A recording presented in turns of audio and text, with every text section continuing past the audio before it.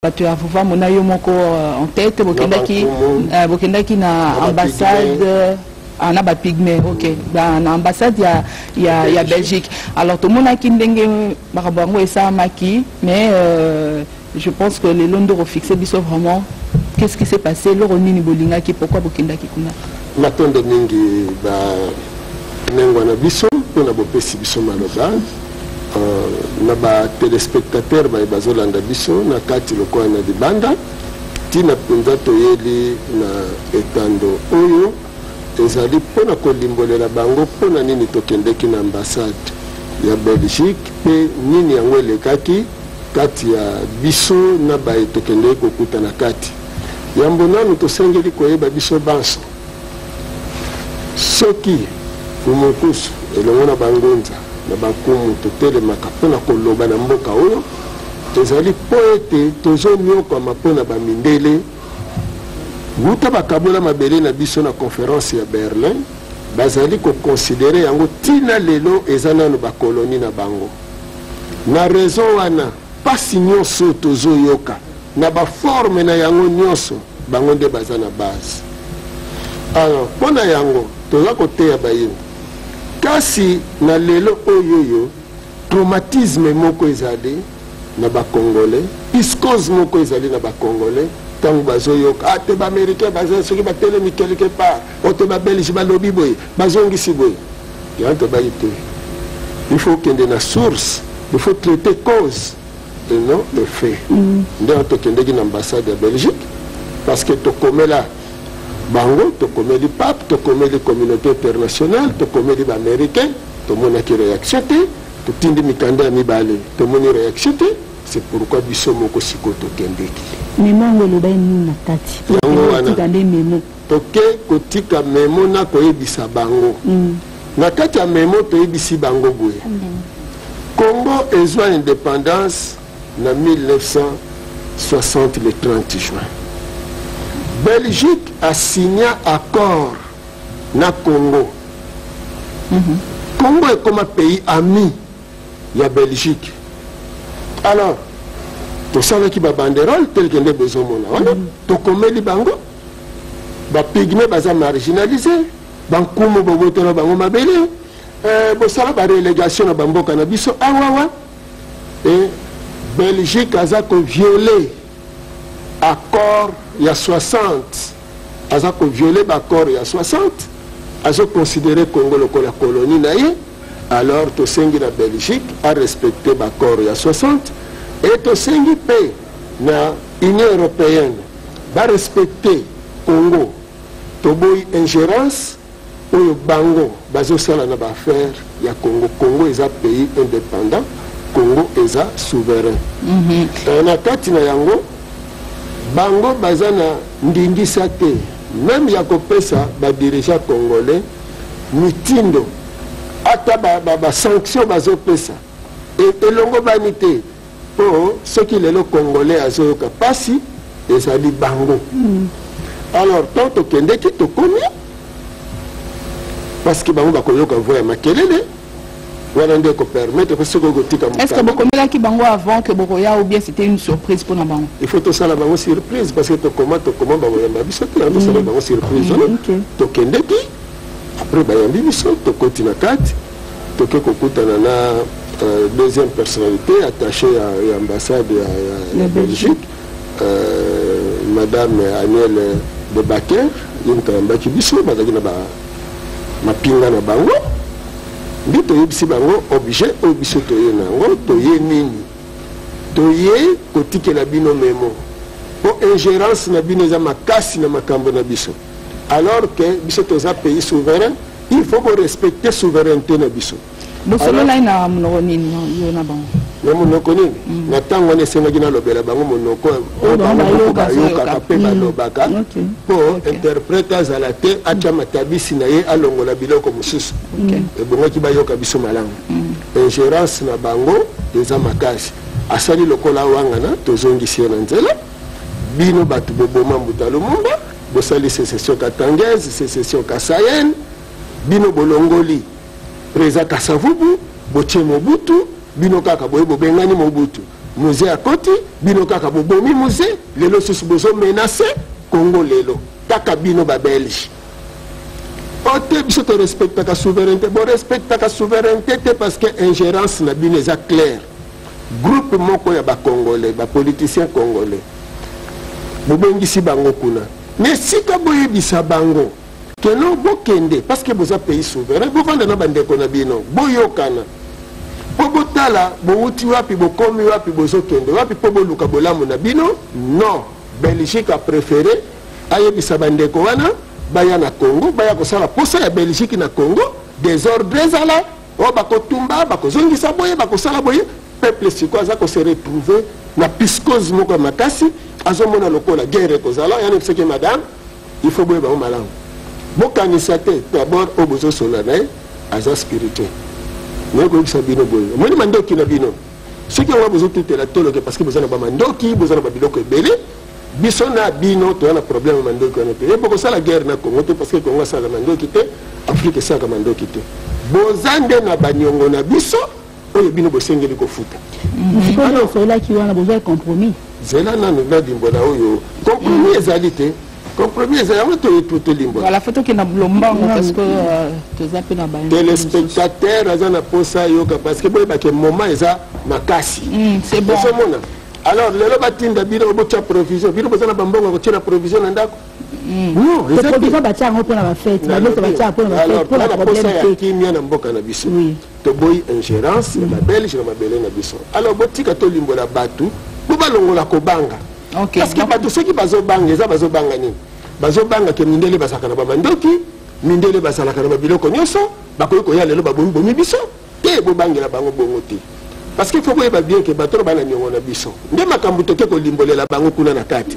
bozana nyongo na biso biso pe tozalaka ba grande puissance biso pe to dominati bino to nyokola kabina et loko les alaki bongo biso pe to sengi ko futa nyongo et nyongo na 430 ans 430 ans et kokaki na 1921 convention donc esclavagisme na biso ezali conventionnel et siko 430 ans eleki 90 ans les autres communes à 97 ans Belgique na bino boza ko sala nyamu donc bozo linga te ba congolais bala muko nyongo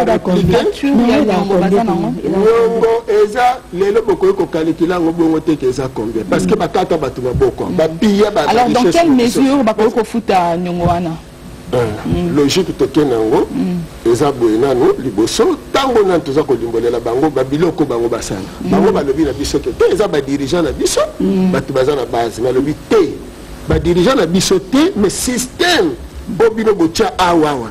yango nde ezosala ke d'abord boboteli biso mabele baclasse bekolo bosali awawa donc il faut boendosser responsabilité boyeba bien que pendant 5 siècles Afrique eza na maboko na bino et Congo oyoyo ba richesse ya Congo eza na maboko na bino ti lelo congolais azo bénéficier de l'autre côté comment bokoyi ko expliquer que bino boza ko piller bomengo na biso tina lelo bongo lelo boya ko loba que l'état na biso mutazali na base d'accord système c'est là oui mais il faut te rapidement papa parce que tu vas attendre sur lelo OK nenga loba boy te comprendre après à peu près l'essentiel il y a message au Bobeba qui na ambassade il y a Belgique je pense que bayoka qui maintenant attente il y a vraiment ezanini attente il y a vraiment attente il y a ba congolais d'accord alors pourquoi est-ce que bon moi ma question est plutôt est-ce que ezali vuva mona ba oba accompagner peut-être ba pigmende il fallait ça la démarche wana ou bien peut-être c'est pas une démarche politique à mener ezaki plutôt na niveau politique il faut boyer baka religion et ça englober le tout na politique na science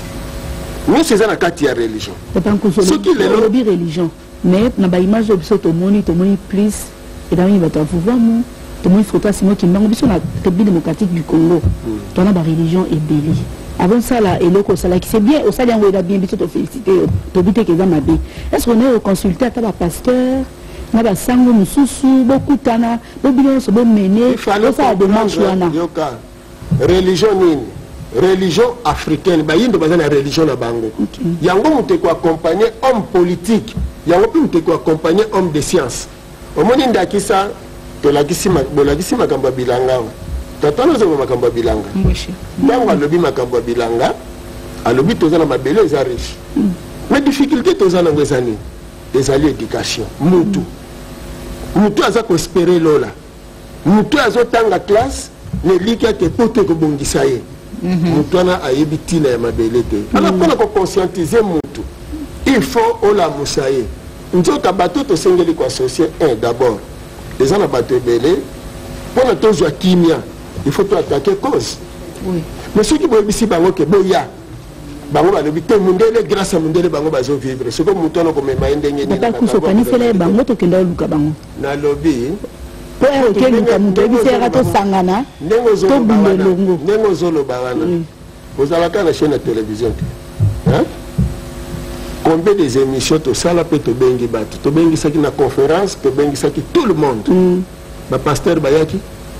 topesaki bango bainvitation donc biso toza na bato mosusu bazoconsidere biso lokola bademo au moment où bazoyeba te ke mabele oyo bango bavandi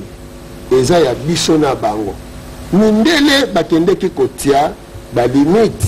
bafrontière bake kokabola na conférence ya Berlin mais mabele eza ya mutu mwindu Afrique oyo ezaka ya biso bayindo nyonso quelle que soit religion ozalaka quelle que soit église osambelaka quelle que soit nini obédience politique na yo quel que soit niveau intellectuel na yo eloko biso sengeli ba Congo eza yango wana siko na profiter mpo na koloba nete ntango toke koloba na babelge na bandi tolobi na bango boye bandeko bino bobengisi baza bakongolais oyo bino bozolinga ke baya te bayokana na bandeko na bango mais baya mpo na désordre na kati ya mboka donc Belgique aza na base ya désordre oyo ezoleka na Congo alors soki eza na lolenge wana ke Belgique mutazali na base eloko libiso tosengeli kosala ezali nini eloko libiso esengeli tosala toyebisa Belgique na communauté internationale batika kosingere na baproblème na biso parce que entre biso tozali capable ya kotambusa mpe mboka na biso ndenge elongo bani mpe mabele na biso lelo ça ne va pas na France Belgique aza voisin ya France asingere te lelo ye moko Belgique na mboka na ye kuna gouvernement kuna eza kokweya baflama babimi na gouvernement Congo pays ya mina bango soki colonie ndenge bango balinga komonela yango alobi ata liloba te na Belgique mais soki ezalaki awa na Congo kaka ndenge eza wana na tongo bachaîne nyonso ya radio bachaîne ya télévision bakomobilize yango oh ça ne va pas au Congo ceci cela alors biso eloko wana tala il faut boyebaka boye na bino nyonso ndenge nazoloba na bino ndenge nazoloba na madame wana parce que na tunie madame nini ya mabe oyo bino bokoki komona ke bovanda neti biso toza na kati ya représentation na bino awa sikoyo mabe nini ezali soki bino bozangi eloko boye kozwa awa biso tozangi eloko toya kozwa epana bino bolingi boconsidere biso comme colonie ote biso toconsidere bino comme colonie te na bi te président na biso asigne contrat na bachinois Belgique aleve ton mwasi wana asali kwa wanga na est-ce que alevaki ton na bi alevaki ton tokoko signer baccord na Belgique na nini na Chine te sans passer par bino vous avez commis considérer banane c'est que pour na bino avant l'indépendance bazo considérer souveraineté à RDC yani c'est que madame yekuta tunga bosiko solution za nini yango pe question na qui solution za boy ba dirigeant européen na ba dirigeant africain ba vendre sika moko supervision oui supervision en incluant la spiritualité africaine tout ça va faire na mesa parce que l'Europe ndeko devoir Afrique na banyongo nyonso bozana yango sinon te troisième guerre mondiale ezoyela bino et na ndenge bino bozokanisa que beaucoup détruire Congo c'est au contraire parce que biso toyeli bino na voie pacifique toyekolingolela bino en tant que victime tozokela bino mawa parce que les messieurs ont pas fait belé boye bakate na tuni motion est-ce que n'habite ce qu'on dit maka kenzambe bazaka na mukilo ado na ndimaka azali na tuni net na lobina lisusu n'habite ce qu'on dit maka que nature peut agisaka alobina ndimaka na bosoko agisaka sala recours na histoire bosoko sala recours na histoire ndio ko comprendre que tozalaki ba grande puissance et lelo boza na risque moni basino bozo moni pa na bino ba gilet jaune ba moto na Californie partout eza lokola ndenge ezalaki na Égypte le diple donc toye ko avertir bino bo éviter troisième guerre mondiale bo pona voie complémentarité na ça na som pour nous réponse à la kibini va poser nos journées après cette démarche oui pour après memo va passer sengaki na bango ba répondre biso bon madame alobaki azaki clair abi te mtazana na doit répondre biso na pas bon monsieur l'ambassadeur ce qui a eu présenter mettre message et puis après si parce que ça veut des plis pli moko ezali pli moko ezali ya roi ba belge alors siko ba congolais eloko esengeli ba congolais bayeba siko eza nini na ngonga oyo ezali que problème ya Congo il faut traiter yango biso nyonso ba congolais na ba belge et non tozala na koswana entre biso tobuka mboka na biso pour l'intérêt ya ba belge pour l'intérêt ya américain il faut bazala uni bino nyonso boza libanda parce que nebisaki bango même bo baza na poto siko bino bozo ba dirigeant na biso bongo baza na poto bazo nyoko makune pa na bino eza lisusu ba dirigeant na biso balandi bango kuna donc moi ce n'est pas mon ko diviser pour na bankumu bazalia bankumu oyo bobotola bango babele ayo ko moninga pina compatisa kana parce ba congolais par exemple ba pigme bazo souffrir mais ba pigme so bazo souffrir les abino abima alabi papa ka biso abima oui parce que bino na classe botangisa ki biso ke ba pigme bazaka mitumi nene makolo mikuse maboko milai alors ba kota na zamba basa ba sauvage mais alors que ba pigme baza lokola biso il pas le bien ngapi de bipa ngoso par exemple bataille na ngai na siko zomo na biloko aboy siko banani baza na base bobe bisi mental siko message nini repesa ba congolais bazali kolanda parce que biso to na posa kimia tout à l'heure auto loba to li na biso guerre coûteuse la pété pour congolais mboka mo ya kimia message ni repesa ba congolais ya kimia eza conscience ya congolais congolais nanu aloba ete eloko ya lingi kosala asala ngo en toute liberté donc asala na bon somi na ye na conscience na ye